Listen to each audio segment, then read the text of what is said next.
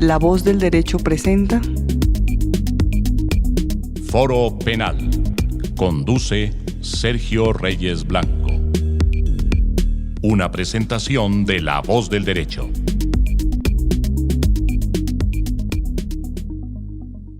De nuevo en La Voz del Derecho, Foro Penal.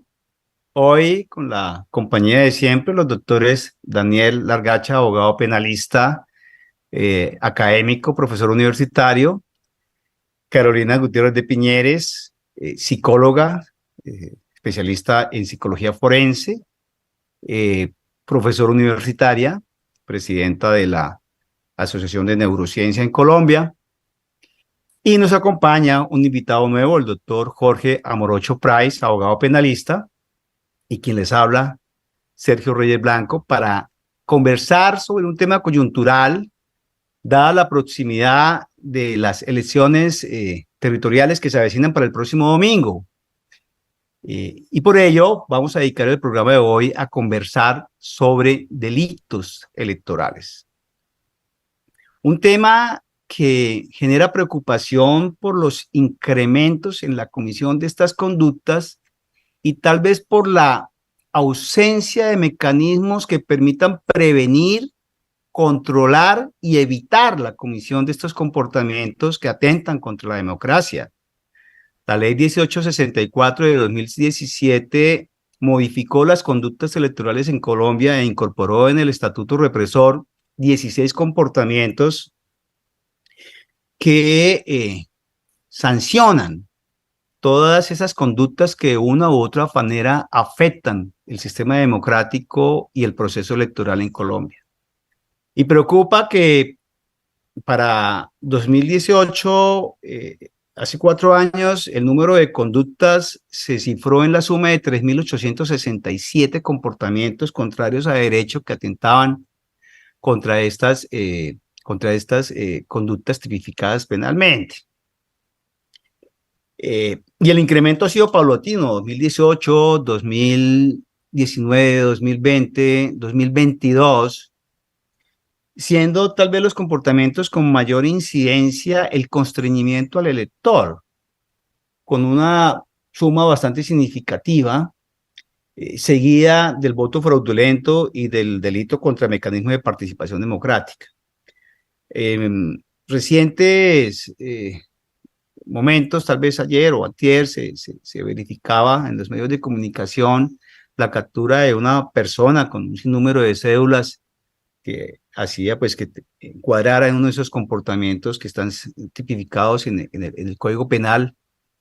Pero lo cierto es que se advierte tal vez una debilidad institucional en establecer mecanismos efectivos que persigan e identifiquen, que se utilice la inteligencia investigativa para controlar este tipo de comportamiento. No es un secreto lo que las campañas políticas hacen. No es oculto que el comercio electoral sigue siendo reinante en nuestro país, atentando contra las buenas costumbres políticas y democráticas. En los territorios se advierte cómo las campañas políticas reúnen capital, y capital que aportan privados y que aportan las grandes cabezas que representan a los partidos políticos. Aportes de capital que van destinados a la compra de votos, que van destinados a los grandes caciques o a los grandes líderes de barrio para amarrar votos, 200, 300, 500 votos, se compran entre 50 y 150.000 pesos, inclusive hay regiones donde los pagan a 200.000. Entonces eso es bastante preocupante, pero se ve que hay una ausencia institucional en perseguir estas conductas desde antes de la comisión de las mismas, de establecer sistemas que identifiquen y que se presenten las capturas y se impongan las sanciones. Por eso tal vez la práctica no termina, porque no han habido acciones contundentes dirigidas a contrarrestar ese tipo de comportamientos. Eso es sumamente preocupante y creo que vale la pena la ocasión para que reflexionemos sobre esta práctica en Colombia, sobre este comportamiento en Colombia. ¿Por qué no somos un país civilizado políticamente?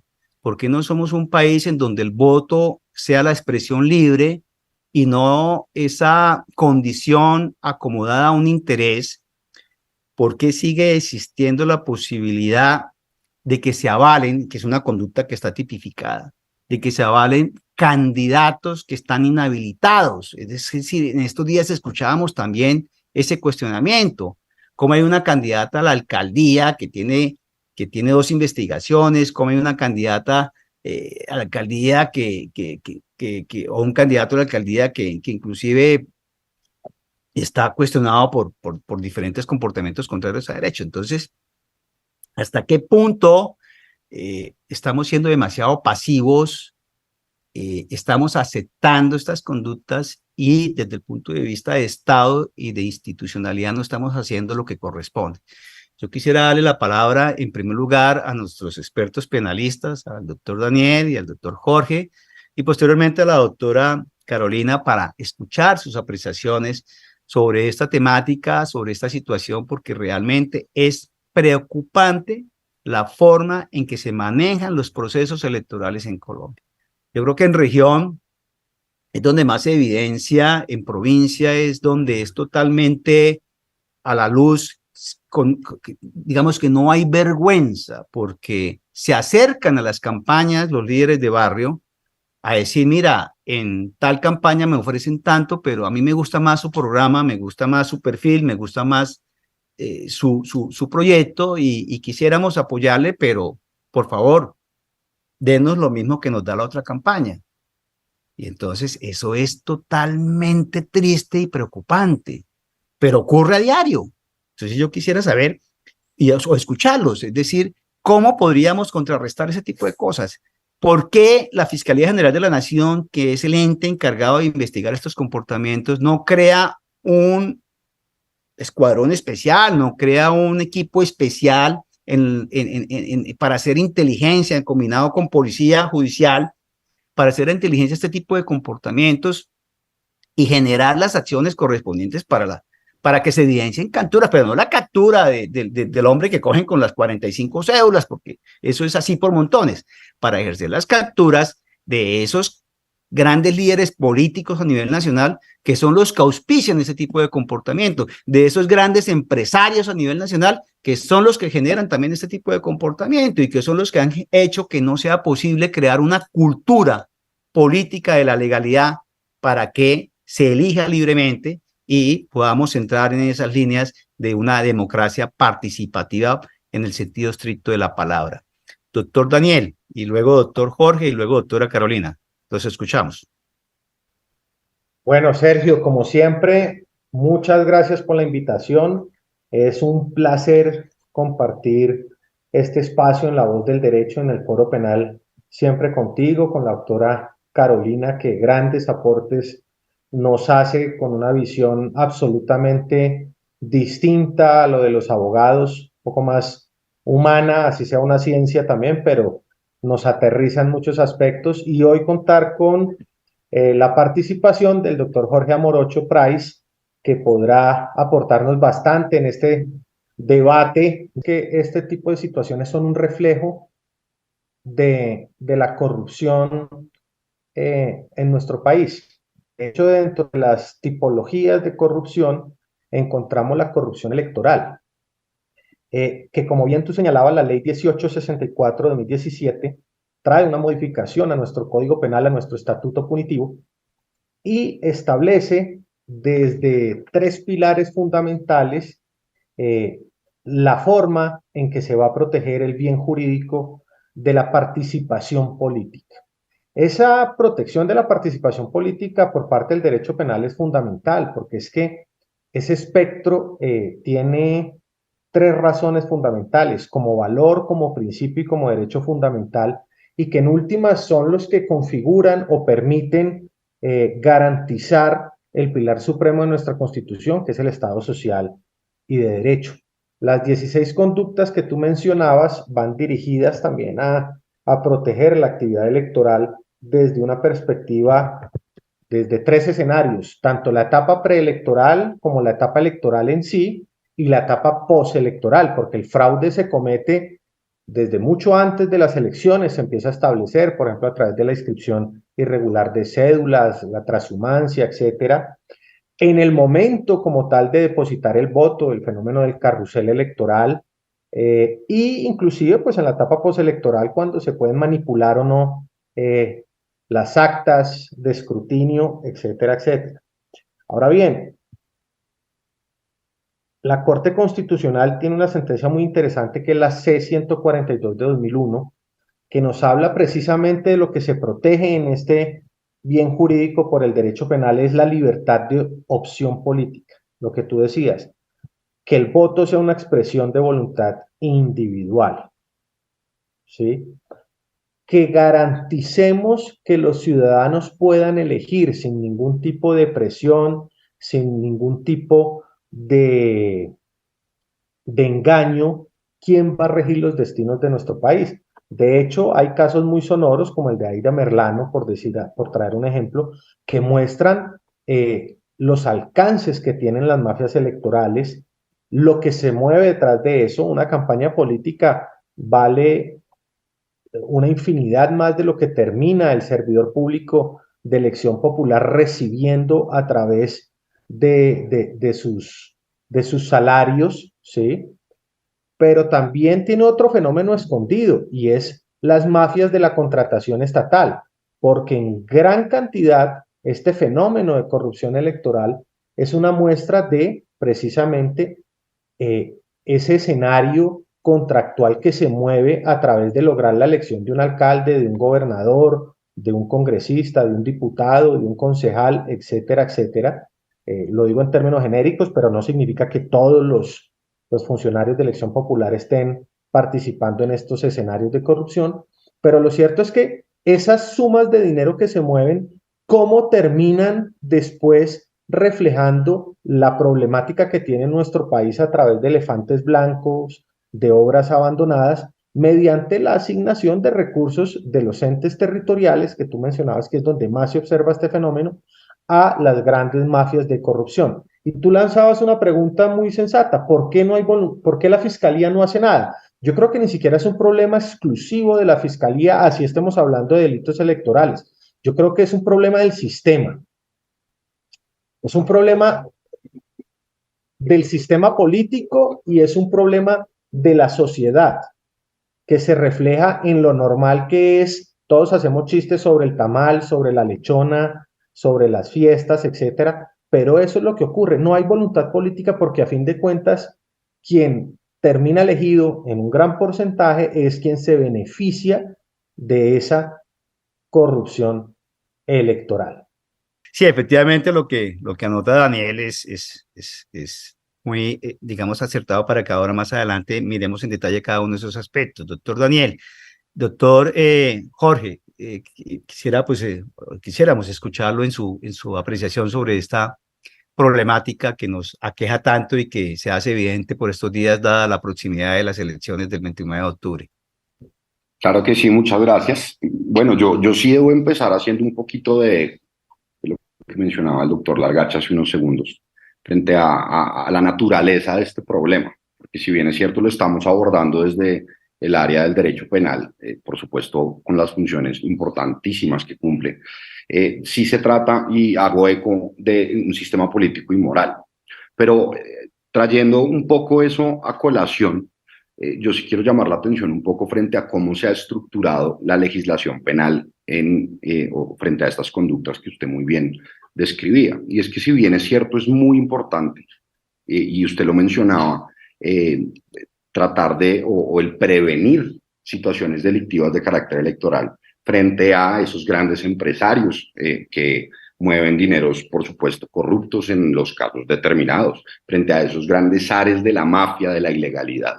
Pero se ha dejado de lado un poco también cuál es la persecución que, aunque sea en menor medida, debe estar dirigida, en este caso también al ciudadano, porque mencionaba también el doctor Daniel que es que el elector también tiene responsabilidad en estos actos de corrupción. Si nosotros observamos las conductas en el Código Penal, vemos que, salvo una excepción que voy a comentar, están dirigidas todos a el que constriña al sufragante, al que engaña al sufragante, al que de alguna manera lo convenza de las formas ahí descritas para no entrar en cada uno de los delitos. pero vemos que poco o nada dice el legislador frente al elector, porque partimos del hecho de que el elector siempre es un elector que por sus condiciones es de pronto ignorante en temas políticos, en temas jurídicos. Partemos de que de pronto el dinero o la coacción por la violencia son los medios o los motivos que causan este tipo de comportamientos, pero también se olvida que es el propio elector quien busca este tipo de alternativas en muchas ocasiones. Es el propio elector que incluso sabe que le van a pagar por su voto, que aprovecha esa situación, y este tipo de conductas siguen aportando a la cultura de corrupción que desafortunadamente tenemos en el país. Yo quiero llamar un poco la atención, y es que únicamente el inciso segundo del artículo 389, esto es fraude en inscripción de cédulas, persigue y castiga a la persona que inscriba su documento de identidad o cédula de ciudadanía en municipio o distrito diferente. Pero nótese que en este tipo penal el legislador no solo persigue a la persona que logre que otras personas habilitadas inscriban su documento en lugar distinto, sino también a la persona que lo hace. Y nótese que este tipo penal es casi que excepcional, porque, y con razones acertadas, se ha dedicado la política criminal es a perseguir a esas grandes maquinarias, que por cierto, hay que perseguir, pero también olvidando un poco que es que este tipo de comportamientos requieren de un sujeto que realice comportamientos que no en todas ocasiones están sumergidos en causal alguna de permisividad del comportamiento. No todo se trata digamos, de contextos donde podría uno, y esto en un término poco riguroso, pero predicar de alguna manera la falta de responsabilidad del sufragante. No, en muchas ocasiones también hace parte esencial del sistema, y esto creo que ha sido una omisión frente a la legislación, sin olvidar, por supuesto, cuál debe ser la importancia. ¿Qué creo yo? Que mientras no se resuelva además un tema de celeridad el asunto de la política o de la corrupción durante los comicios, no va a sufrir una disminución significativa. Es decir, el doctor Daniel, que además es litigante con amplia experiencia, dentro de mi experiencia también hemos visto que el día de hoy seguimos investigando y juzgando hechos de elecciones que ya fueron hace 2 o 3 periodos. Es decir, el doctor Daniel mencionaba el muy conocido caso de la señora Aida Merlano, donde el día de hoy se continúa investigando por parte de la Fiscalía General de la Nación esos hechos. Entonces creo que, si bien es cierto, es un fenómeno multidisciplinario, porque creo que debemos reconocerlo de esa forma. También creo, desde la órbita personal, que frente a legislación penal ha sido poco lo que se dirija en contra del sufragante que incurre también en actos de corrupción, porque en casos donde se han hecho o realizado capturas en contra de lo que llamaríamos el que se imaginó la idea y el que la ejecutó, pues los ciudadanos son perseguidos en algunas ocasiones por algún tema de alguna falsedad documental, temas de obtención de documento público falso al hacer el registro, pero no por tipos que protejan los mecanismos de participación democrática. Y creo que esa omisión también se ve en el día a día de estas elecciones, porque de alguna manera pues permite intuir, no de manera equivocada, pero sí incompleta, que la responsabilidad únicamente está en quien ofrece, en quien coacciona, en quien de alguna manera idea ese mecanismo, y no quien bajo algunos contextos, por supuesto, no solo lo acepta, sino lo promueve. En ese orden de ideas creo que es mi punto de vista frente a esa omisión y haciendo la conjetura entre las dos áreas. Muchas gracias, doctor Jorge. Efectivamente, pues tiene usted razón en que tal vez la regulación se queda un poquito corta, al igual que el 389 está el 390 frente a corrupción al sufragante. Allí también se imparte una sanción a esa persona que acepta dádiva por su voto, ¿no? Pero antes de escuchar a la doctora Carolina, para que vayan pensando un poquito, en estos días se conoció la propuesta presidencial de pagar recompensas por las denuncias de delitos electorales. Eso generó un debate. Escuchamos el día de ayer al señor fiscal general de la Nación pronunciándose sobre el particular, y para que miremos si ese tipo de estrategias contribuyen o no contribuyen al mejoramiento de una práctica, o por el contrario tienden a que la misma se aumente, para que vayamos mirando ese aspecto. Doctora Carolina.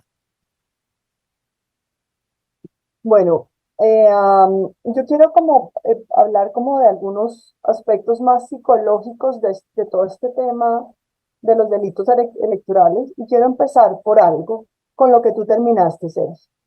Y se está haciendo una como gran campaña para incentivar la denuncia de los delitos electorales. Entonces, y una recompensa, porque desafortunadamente siento que en esta presidencia todo eso recompensa por ciertas cosas. Entonces, vamos a darle plata para que haga esto, vamos a darle plata, y eso creo que va en contra de lo que uno debería esperar en una campaña de estas, en un tema como estos, y es cómo promuevo un comportamiento ético, que tiene que ver más con un aspecto psicológico. Y yo hasta ahora no escucho la primera propuesta del gobierno frente a votar con responsabilidad. O sea, no promovamos tanto la denuncia, sino promovamos más la responsabilidad ética al votar. Y eso creo que cambiaría un poco la práctica porque desafortunadamente los seres humanos nos dejamos guiar por la masa. Entonces, si hubiera una campaña mucho más grande de, bueno, ¿qué pasa cuando votas en este momento? Tal vez al momento de votar yo me frenaría más si me mueven además emocionalmente frente a un compromiso social y no frente al apoyo de un candidato. Yo creo que también ahí hay un error. Yo no apoyo un candidato, yo apoyo un proyecto político, yo apoyo un proyecto social, apoyo un proyecto económico. Yo no apoyo una persona porque finalmente las personas pasan, pero los proyectos son los que quedan y eso es en lo que yo me debo centrar. Me cae bien o mal, no me importa. ¿Quién es el que realmente va a garantizar una transformación social? Eso por un lado. Por otro lado, yo siento que para que quiero centrarme más en menos hablar de los delitos y más en hablar de tres momentos que generan un riesgo. Ahorita que está tan de moda todo el tema del compliance y como este tema del cumplimiento, cómo miramos esos riesgos frente a los delitos electorales. Entonces, dividí como las ideas en tres grandes momentos. Un momento antes de las votaciones, un momento durante las votaciones y un momento posterior a las votaciones. ¿Y quiénes son responsables en cada momento? Éticamente, y ustedes serán los que tendrán que apoyar aquí el tema jurídico. Antes, la registraduría juega un papel muy importante y hasta ahora no la mencionamos tanto, porque la registraduría es la que organiza los votos, los certificados, los temas de los jurados, contrata personas que apoyan temporalmente y le dan funciones públicas a personas que son particulares y que tienen funciones de 1, 2, 3 semanas para ayudar en el tema de las votaciones. Y la registraduría ahí juega un papel muy importante. Fíjense que se dice que antes de que ganara Petro ya se sabía que Petro iba a ganar. Eso me parece que es un tema muy complicado y además era un tema que sabía la registraduría. No era un tema de la fiscalía, no era un tema de la procuraduría, era un tema de la registraduría que ya tenía esa información. No sé si sea cierto o no, yo no estoy haciendo una denuncia, estoy generando una reflexión de un rumor que se corre. Entonces, antes de las elecciones es muy importante el papel de la registraduría, el papel de quienes tenemos la posibilidad de votar, tener más conciencia de nuestra responsabilidad ética frente a esa X o circulito o chulito o carita feliz que ponemos en el tarjetón. Y una responsabilidad grandísima de los candidatos frente a movilizar y promover una conducta ética en estos momentos.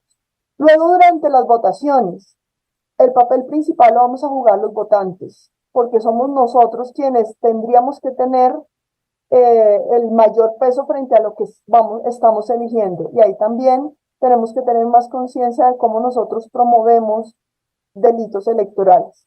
También nuevamente vamos a ver la registraduría que juega uno de los papeles en todos los momentos, más que la fiscalía, más que la procuraduría, el ente de control aquí, si yo no me equivoco, es la registraduría, que es la que finalmente debería garantizar que los esferos que se usan no sean esferos que sepan borrar. Yo qué sé si eso es un mito o no, pero ahí hay un tema que favorece la corrupción. Los observadores, los jurados, la Fiscalía, la Procuraduría, todas las entidades que están vigilando, entre comillas, que la votación se lleve de manera transparente. Y fíjense que a pesar de todos los entes que están durante la votación, seguimos con temas de corrupción, de compras de votos, de bueno. Y luego el tema posterior, y nuevamente aparece la registraduría, que es la encargada de contar los votos, es la encargada de garantizar que eliminar los votos que no fueron adecuadamente marcados, de contar los votos en blanco.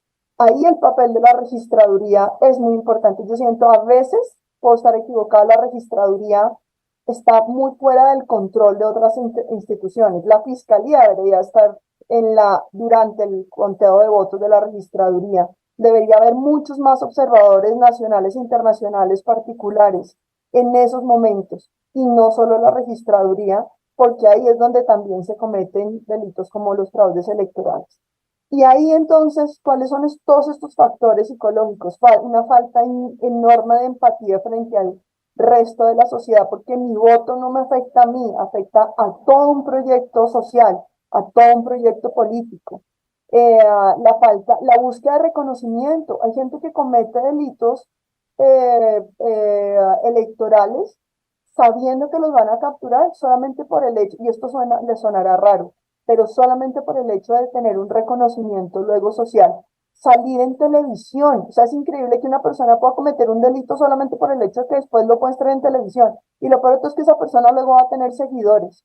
Estamos en un país que de verdad le falta un tornillo a los ciudadanos, porque ¿cómo es posible que yo solamente quiera ser corrupto para que yo salga en televisión? O sea, eso es falta de madurez. Las motivaciones económicas son otros factores psicológicos. Entonces, ¿cómo vamos a atacar todos estos frentes? ¿Cómo vamos a no solamente centrarnos en los delitos, sino cómo realmente vamos a hacer que se prevengan desde una perspectiva más preventiva y menos persecutoria, menos castigadora y más movilizando nuestra sensibilidad social? Es por ahora como lo que quiero decir. Sí, efectivamente, digamos, el papel que juega la registraduría es fundamental. Y hemos advertido digamos, un incremento en la desconfianza institucional. Digamos, la registraduría ya no genera tranquilidad. Hay una sensación de que al interior de la misma se cometen irregularidades. De unos años acá ha cambiado esa sensación en la ciudadanía debido a muchos aspectos, ¿no? Tal vez a las mismas dinámicas que se han presentado como consecuencia de los cambios políticos en materia de quienes llegan a la administración nacional. Pero de igual manera, el compromiso institucional, es decir, la Fiscalía y el Ministerio Público, la Procuraduría, pues creo que deben fortalecer, digamos, esas estrategias para generar tranquilidad en los aspirantes, principalmente, que son los más interesados en que el proceso sea transparente, y esos aspirantes que cumplen absolutamente con todos los aspectos propios del proceso electoral. Porque el aspirante que está incurso en cualquiera de los comportamientos descritos en el Código Penal como delito electoral, pues obviamente no va a querer la presencia de los órganos encargados de ejercer ese control y esa vigilancia. Es muy difícil para un movimiento político, para un grupo político, poder tener observadores o testigos en todos los puestos y en todas las mesas de votación, que es donde inicia también, digamos, o donde pueden iniciar comportamientos que contraríen lo dispuesto en la norma, en el conteo, en la consignación del número de votos, en los votos nulos que se contabilicen como votos válidos, etcétera, etcétera, etcétera. Muchos factores, y si no hay presencia que permita generar allí como una especie de vigía para evitar que se incurra en ese tipo de conductas, pues va a pasar de todo. Porque como bien lo decías, Carolina, hay particulares que llegan ese día a ejercer función pública porque fueron designados jurados de votación, pero en la mayoría de los casos esos jurados de votación tienen un interés político, pertenecen a un grupo político y están siendo condicionados por un grupo político. Y eso pues también es bastante preocupante. pensemos en qué estrategia podría aplicarse para evitar al máximo la concurrencia de estas conductas. De qué manera, si bien a través de la presidencia se han hecho algunas propuestas como la del pago de recompensas, que se ha criticado muchísimo porque en lugar de generar, digamos, una especie de invitación al control electoral, lo que puede generar es otra situación totalmente contraria y diversa. Es decir, no hay que pagarle a la gente por cumplir la ley, es que ese es el, digamos, el contrasentido.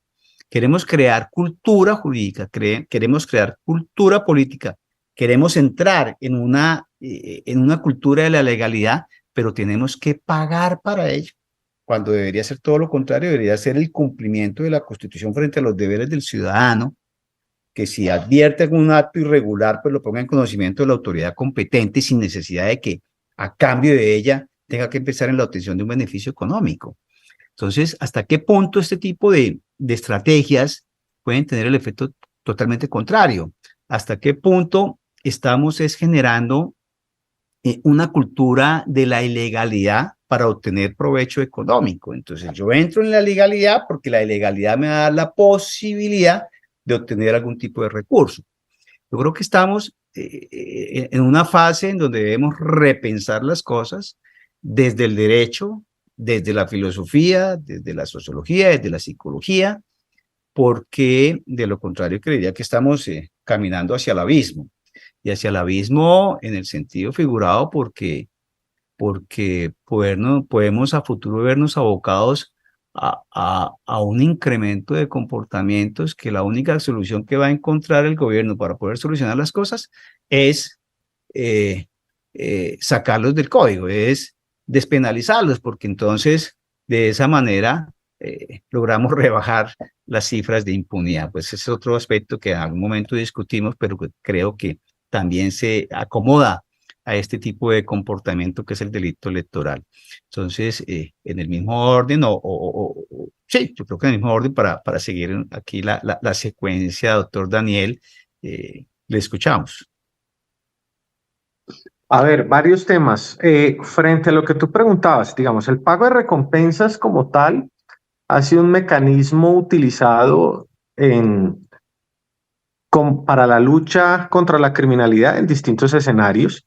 De hecho, si recordamos en la época del narcotráfico, los famosos carteles de Pablo Escobar y Pinina, Popeye y los distintos capos del cartel de Medellín y el cartel de Cali, en los que se ofrecía recompensa por su información. No por ello, digamos, estoy defendiendo el mecanismo como tal, sino que de alguna manera quiero traer el debate a que es algo que no es idea de este gobierno, sino es un escenario que de hecho se utiliza en diversos países. Lo cierto es, y coincido en eso también con Carolina y contigo, es que para incentivar la denuncia, sobre todo en estos delitos que afectan los mecanismos de participación democrática, deberíamos iniciar por el comienzo, que es generar esa responsabilidad de la importancia del sufragio, de la importancia de entender la responsabilidad que tenemos como ciudadanos en el Estado social y de derecho de ejercer libremente el voto, no tanto por un individuo, sino por un programa. En la práctica nos hemos dado cuenta como la gente ni siquiera conoce los programas, sino que vota por un candidato determinado. Ahora bien, yo creo que acá se deben reforzar mecanismos de prevención, sobre todo en etapa preelectoral y electoral, que es donde ve uno más amplio el fenómeno del constreñimiento al sufragante y de corrupción al sufragante. Esas maquinarias inician la compra de votos y el trasteo de votos con mucha anterioridad. Y yo creo que si de verdad se capacita a la policía y se genera esa voluntad política, de hecho muchas veces eso es visible, sobre todo en provincias, es bastante visible donde están, todo el mundo se entera dónde están repartiendo los tamales y dónde están repartiendo la plata. Eso en muchos casos es hasta un hecho notorio. Es simplemente que no hay voluntad para perseguirlo. Dos, lamentablemente uno de los mecanismos más importantes que traía el sistema penal acusatorio para atacar este tipo de mafias, porque la corrupción electoral es una mafia, desde el punto de vista no solo de del político, sino de esas mafias de la contratación que financian las campañas.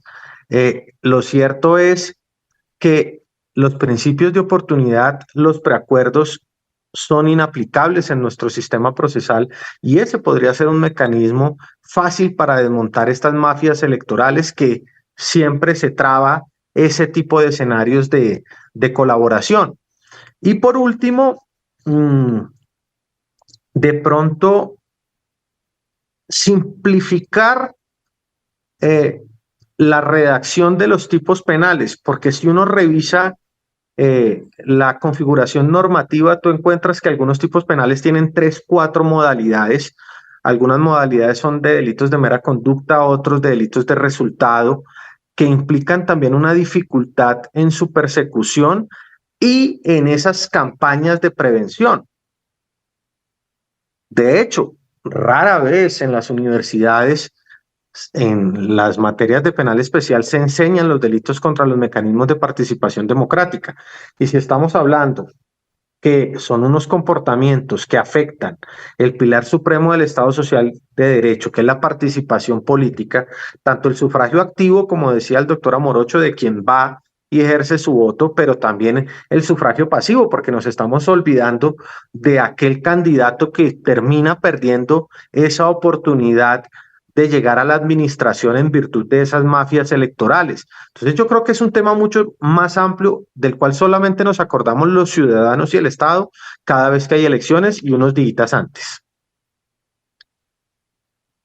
Efectivamente, así es, doctor Daniel. Es triste, pero es la realidad. También quisiera como repensar un poquito el papel que juega el Consejo Nacional Electoral. Si realmente la naturaleza del Consejo Nacional Electoral permite que sus funciones se cumplan en estricto derecho. Entonces, ese es otro aspecto que también contribuye a que la práctica política se siga manejando de la forma en que se ha venido manejando en Colombia. Pero previo a que entremos en esas consideraciones, escuchemos al doctor Jorge. Gracias, Sergio. Bueno, yo hay una cosa que pienso que podría llegar a generar un cambio, por lo menos en la práctica, por lo menos aportar su granito de arena, y es controlar o mejorar una situación que siempre llega después del delito, y es todo el proceso penal. ¿Por qué? Porque si bien es cierto, hoy en día puede haber, y como decía el doctor Daniel, hoy en día está de moda el tema, pero es un tema que se ha producido en cualquier contexto de criminalidad. El tema de ofrecer recompensas estuvo de moda, volverá a estar de moda, no es un tema además nacional, ni mucho menos exclusivo de Latinoamérica. Es un tema que ha servido para luchar con la criminalidad, incluso en perjuicio de algunos estándares que podríamos considerar adecuados desde la órbita ética. Y es lo que usted mencionaba también, ¿dónde estamos que hay que pagar por hacer cumplir la ley? Pero de pronto su eficacia en algunos contextos de criminalidad pues ha permitido su aplicación, que considero yo es muy importante, que debe mejorar, y es toda denuncia, incluso en temas electorales o denuncias de cualquier tipo de delito, debería implicar un grado de responsabilidad en quien denuncia. No, por supuesto, en hacer unos juicios de valor, ni hacer el trabajo de la fiscalía, pero sí una responsabilidad ciudadana y moral frente a lo que de verdad pudo haber ocurrido. Y ese fenómeno pues lo vemos todos los días en denuncias falsas, en falsas acusaciones, en señalamientos que todos los días se hacen sin ningún tipo de consecuencia, no solo jurídica, sino social y moral. Entonces también, ¿qué sucede atándolo a este fenómeno electoral? Y es de pronto algún ciudadano, del ciudadano de a pie, que dicen los abogados, que ve actos o fenómenos de corrupción y donde llegase a superar el miedo social, el miedo de pronto estar respaldado por grupos al margen de la ley, pero de superar ese miedo va y formula su denuncia. No solo se le exige en muchos casos algún tipo de trámite engorroso, sino que además el ciudadano ve que no hay efectos en ese tipo de situaciones. Está en muchas ocasiones exponiendo su vida, exponiendo su trabajo, su reputación, para ver que además la Administración de Justicia no plantea soluciones a ese tipo de problemas. Porque esto, sí, claro, es un tema ético, es un tema de educación, pero es un tema también de resultados. Entonces, y yo me pongo del lado también del otro, siendo además penalista y ejerciendo desde el litigio, venga, ¿Quién en su sano juicio de verdad va y denuncia a uno de los grandes zares de la mafia? ¿Sí? Y de pronto lo hace y ve que llegan otras elecciones, que llegan otros candidatos y ni siquiera han resuelto esa situación.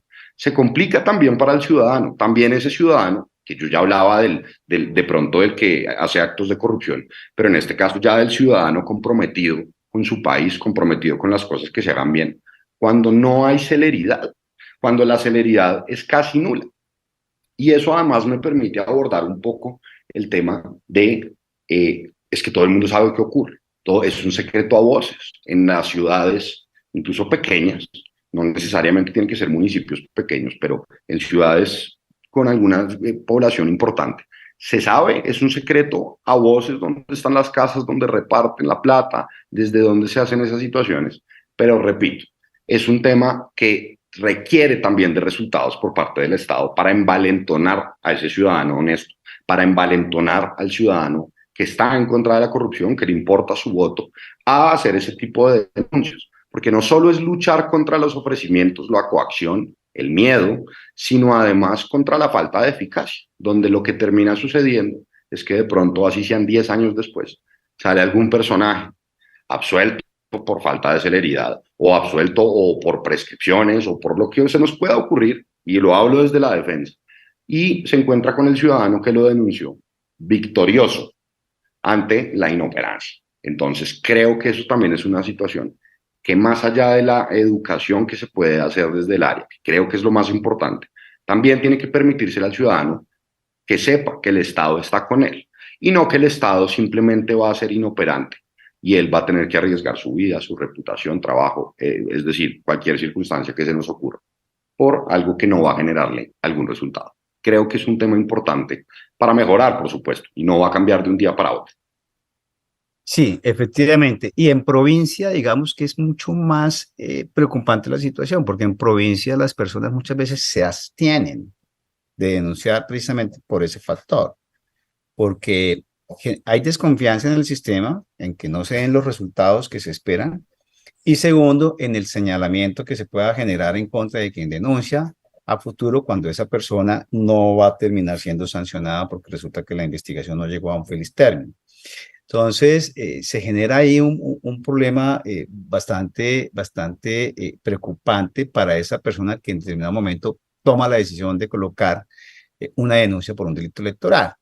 Habría que repensar si sería necesario centralizar la investigación de los delitos electorales en Bogotá para evitar ese tipo de señalamiento y para de pronto generar una mayor confianza, porque también existe la manipulación territorial en los entes de control.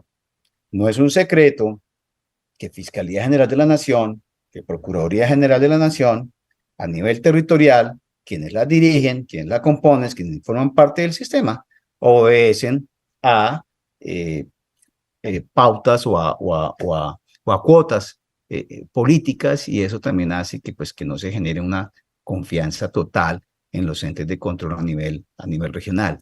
Yo creo que eso también hay que revisarlo. Y previo a escuchar a la doctora Carolina, vayamos pensando en qué estrategia podría de pronto contribuir a una disminución de los delitos electorales, como podría ser tal vez el voto obligatorio, el voto electrónico. Serían mecanismos que permitirían entrar en una nueva cultura política que garantizara un mejor desarrollo del proceso electoral en Colombia. Quisiera pues que fuéramos pensando en eso. Doctora Carolina. Bueno, yo quiero hablar como de dos cosas. Uno, creo que también hay un tema de actitud frente a los funcionarios durante antes, durante y después, de de todos los funcionarios de las entidades públicas que deben vigilar el sistema electoral.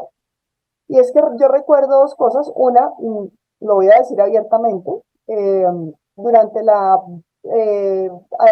candidatura a la alcaldía de Samuel Moreno, yo me acuerdo que yo estaba votando y vi llegar a Nicolás de Fermán, y lo voy a decir así abiertamente, 3 buses llenos de personas que uno sabía que no eran de ahí. Venían con ruanita, venían con gorrito, uno sabía que estaban trayéndolos a votar a ese lugar. Yo fui donde estaban sentadas Procuraduría, Contraloría y Fiscalía, y les dije, o sea, no puede ser que haya A la mesa de justicia. tres buses llenos de personas. Ah, sí, sí, ya vamos a ver. Yo me quedé viendo qué hacían, se quedaron sentados tomando tinto, nadie se paró a hacer nada, ok. Igual yo seguiría denunciando, pero otro caso. Luego me tocó ser jurado de votación y me volteé a ver algo y veo a un jurado de votación de otra mesa votando, tomándole foto a su voto, y yo le digo a la policía, ojo, ese jurado de votación acaba de tomarle una foto con su celular a su tarjetón.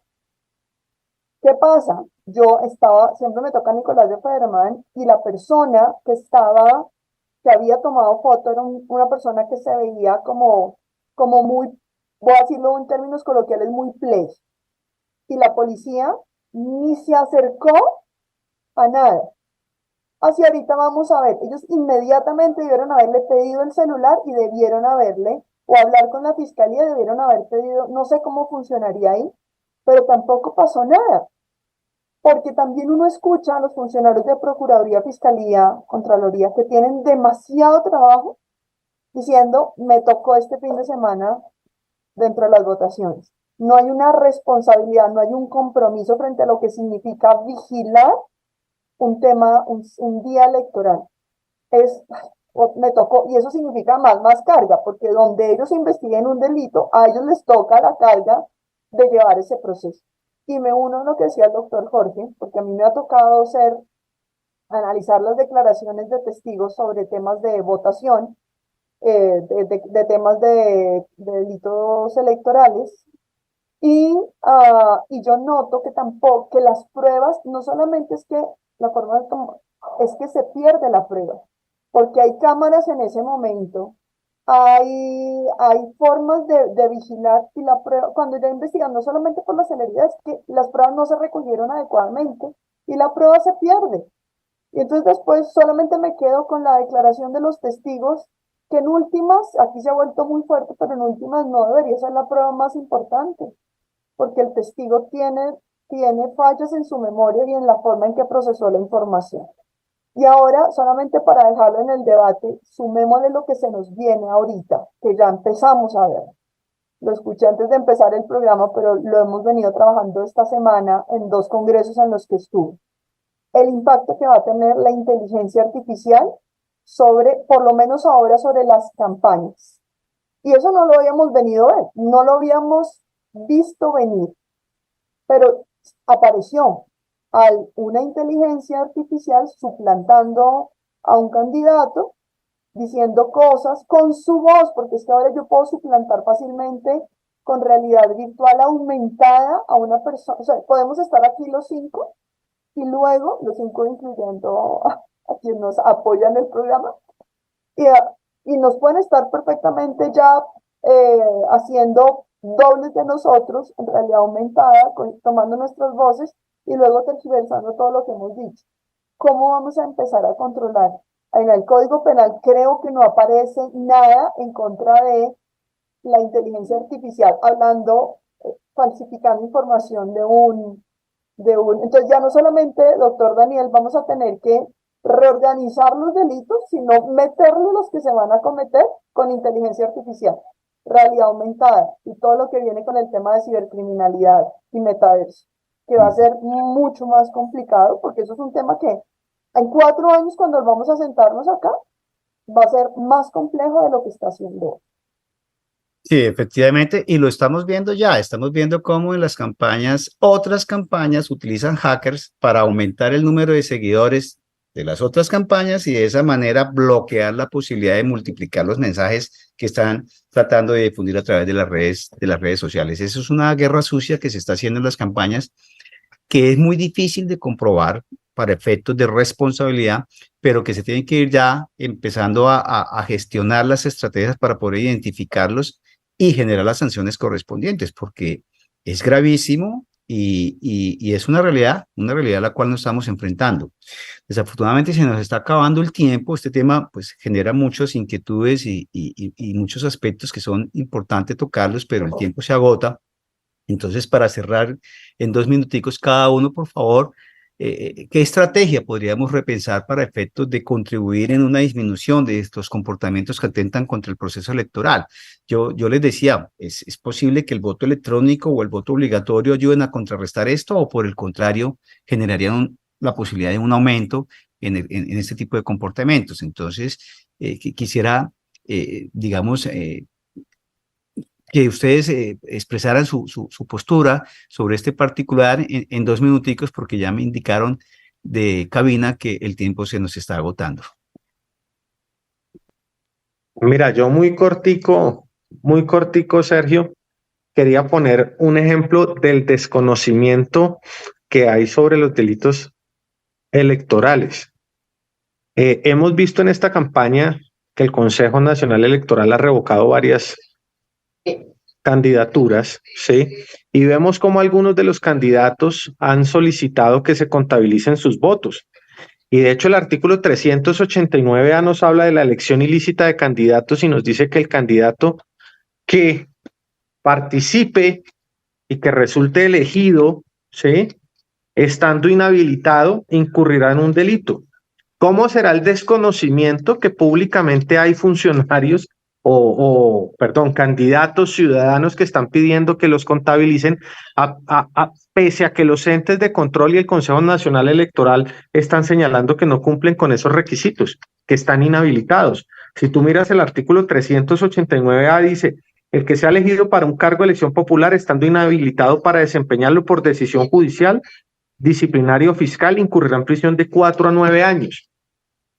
Y tenemos a candidatos pidiendo que por favor los contabilicen e insistiendo, a pesar de que hay decisiones o judiciales o fiscales o disciplinarias. Ahí hay un desconocimiento también evidente, y es lo que te digo: nadie conoce los delitos electorales, los delitos contra los mecanismos de participación democrática. Y un aspecto que tocaba Carolina, que es lo que sucede en el día a día de las elecciones. No hay capacitación de los funcionarios de la policía ni de la mayoría de los jurados que participan en esas jornadas. Si tú miras, cuando uno ingresa a ejercer su derecho al voto, hay una gran cantidad de bachilleres que lo único que le piden a uno es la cédula para ingresar. Después tú no observas la presencia de ninguno de ellos. Quería cerrar con eso porque sé que estamos cortos de tiempo.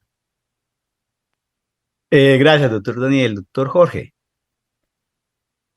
Bueno, yo me voy a referir muy brevemente a la pregunta en concreto, y es: yo creo que el sistema de voto electoral, como también de voto electrónico, disculpen, como los avances tecnológicos traen muchas ventajas, pero considero que así como trae ventajas, ese tipo de avances traen nuevos riesgos y nuevos compromisos que es necesario adquirir. Si usted me lo pregunta, y puede resultar de alguna manera impopular, creo que en Colombia no estamos preparados aún para la implementación de un voto electrónico. Y no estamos preparados aún, no de pronto por falta logística o una falta presupuestal o tecnológica, que pueden suplirse pues, de acuerdo a distintas fórmulas. Pero si hoy en día observamos que con el régimen electoral que tenemos es una responsabilidad que entendemos es personal, realizada por seres humanos frente al conteo, al reconteo, a las situaciones que implica los comicios. Y aún así la responsabilidad es gaseosa, no solo frente a que nadie la quiere asumir, sino que la justicia tiene dificultades para perseguirlos.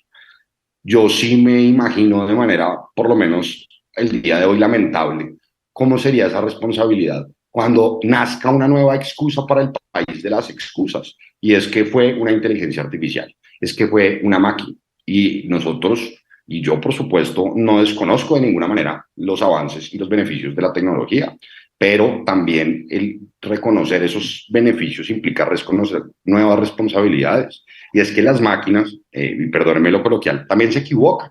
Los algoritmos se equivocan.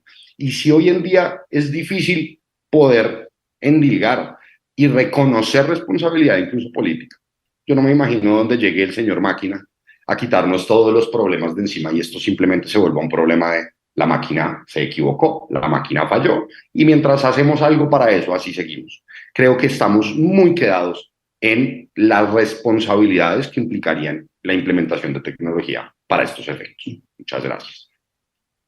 Muchas gracias, doctor Jorge. Efectivamente, así es. Doctora Carolina. Bueno, yo estoy totalmente de acuerdo con el doctor Jorge, además porque no debemos olvidar que las máquinas son hechas por humanos. Los humanos cometemos errores, tenemos sesgos y esas máquinas van a tener sesgos y errores. O sea, es exactamente igual porque no son mejores o peores que nosotros, son hechas por nosotros. Entonces creo que no solamente estamos lejos, sino que además pasa otro fenómeno que pasa mucho en Colombia y tal vez en Latinoamérica y es nuestra creatividad. Genera un mecanismo electrónico y va a salir quien hackee el mecanismo electrónico, tuerza el mecanismo electrónico, o sea, aparecerá otro nuevo delito con el voto electrónico. Yo creo que el voto electrónico no es necesariamente la solución. Y desde el punto de vista psicológico, creo que una de las soluciones es una mayor sensibilización antes de la votación, mayor conciencia ética de nuestra responsabilidad al votar, una campaña súper fuerte frente a eso. Creo que podría, no va a acabar esto, pero podría hacer que algunas personas tomaran conciencia y votaran de una forma más responsable. Creo, no sé cuál sería la solución, pero definitivamente el voto electrónico por ahora no creo que sea la solución en nuestro contexto. Y bueno. Bueno, el voto electrónico, el voto obligatorio, después lo discutimos, y efectivamente una de las formas, uno de los mecanismos de contrarrestar este tipo de comportamientos es generar toda una cultura de la legalidad, evidenciar acciones contundentes, no contra el ciudadano común y corriente, sino contra los grandes protagonistas de la corrupción electoral en Colombia, que son los jefes de los partidos, las grandes cabezas, los grandes empresarios. Y yo creo que si eso se llegase a dar, generaría un impacto social que permitiría aumentar esa convicción de que tenemos que caer en una línea de ejercer el derecho universal al sufragio en la forma en que lo establece la Constitución y bajo los parámetros de los principios políticos. Entonces, yo creo que con lo que hemos aportado cada uno de nosotros el día de hoy, estamos contribuyendo con un granito de arena a buscar esa conciencia, esa reflexión y generar un ambiente sano en el proceso electoral que se avecina el próximo 29 de octubre. Muchísimas gracias, doctor Daniel, doctor Jorge, doctora Carolina. Doctor Jorge, las puertas de Foro Penal en la Voz de Derechos siguen abiertas o quedan abiertas para que cuando quiera participar es usted bienvenido. Muchas gracias por la colaboración el día de hoy y nos veremos en una próxima oportunidad, tal vez con un tema similar o con alguno otro que sea necesario discutir para contribuir en el fortalecimiento de nuestra democracia. Muchísimas gracias y nos veremos en una próxima oportunidad.